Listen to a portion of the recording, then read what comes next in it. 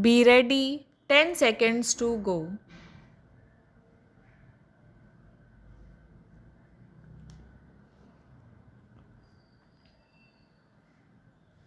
Start. Sir, this is the time to look at the performance of the general fiscal situation. I have listened with some attention to the remarks from the opposition. Everybody is worried. I heard my friend speaking and the honorable members just now who spoke also and talked about the problems of the size of the deficit of no plan expenditure, the question of continuing inefficiency of relatively less efficiency of public enterprises or the fear of the debt trap. These are familiar battle cries on the side of the opposition. At the same time, if you heard the earlier debates, the demand on behalf of the states for net added transfer of resources from the center to states is still growing. The pressure is mounting. There is a demand for additional subsidy and continuation of excise subsidies. Then, on the one side, we talk about efficiency in economic management. On the other side, we find different state governments and particularly some of the neighboring state governments indulging in populist approach towards repayment of loans from the banks or other sectors of the government. Now it is very difficult to reconcile the economic rationality of the demand and the economic rationality of the comments that the opposition members are trying to make. Let us look at the hard facts. The question is whether the economy is growing in terms of growth rate of the GNP. This can be checked is terms of figures available here. The fact is that it is growing at a very fast pace. In fact, the expected rate of growth of real income in the current year is likely to be around 8%, which is much higher than what we have seen in the recent years.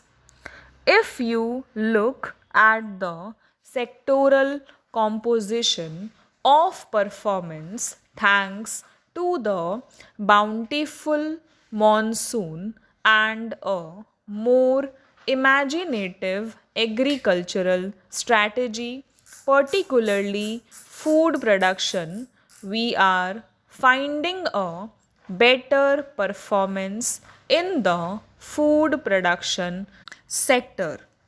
Of course, we depleted our buffer stock, but as a result of the better crops and with some imports, we are trying to replenish our buffer stocks. Industrial growth has been very encouraging, although in the last few months there has been a tendency at deceleration, and we hope by the year end the things will level up and our performance in the industrial sector will be well above the recent performance. It should be crossing 10 to 11% mark altogether. I heard my friend talking about the consumer's price index.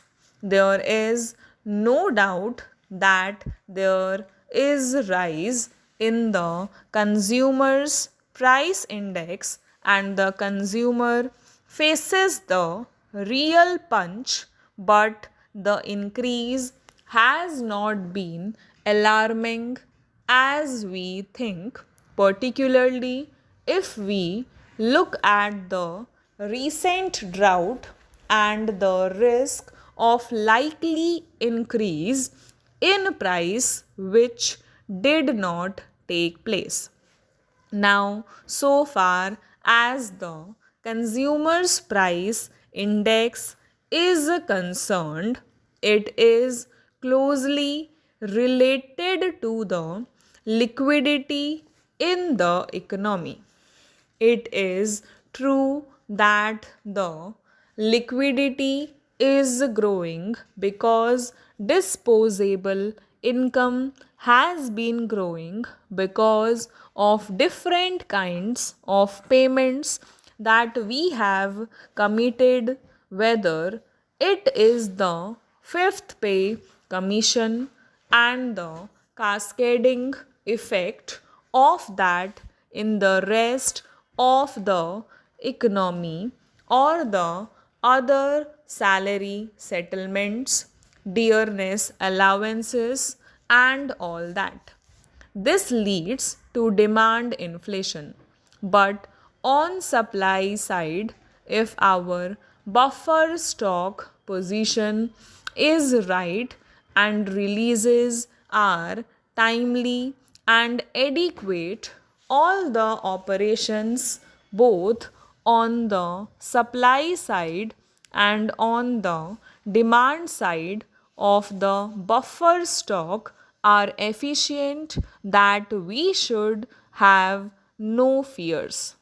It seems to me the very fact that the price index has not been rising at a very rapid pace shows that the supply management, so far as the essential commodities are concerned, has been somewhat efficient, and this has given us a relatively better balance with demand. Now, so far as the wholesale price index is concerned, it is very encouraging. As a matter of fact, there was a slight pressure, but if you take the latest figures, there has been a deceleration there.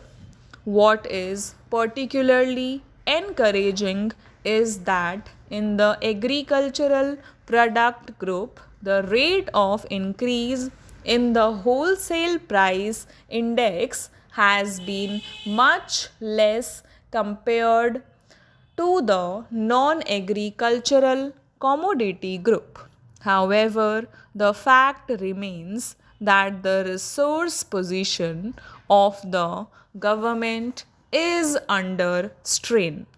When we talk of resource position, we talk of three components. Number one, what is the rate of the domestic savings? Particularly, the net figures have been under serious stress.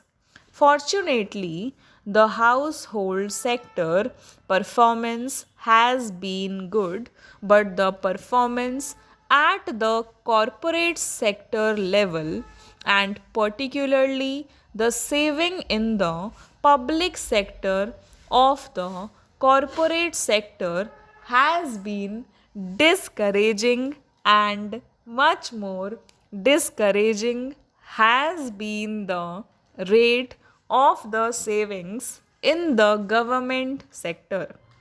So, this is one area where substantial correction is required in order to generate adequate resource for investment. The second component is related to revenue.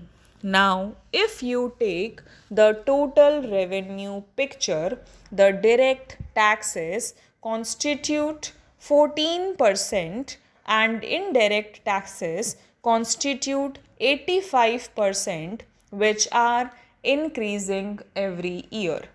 Stop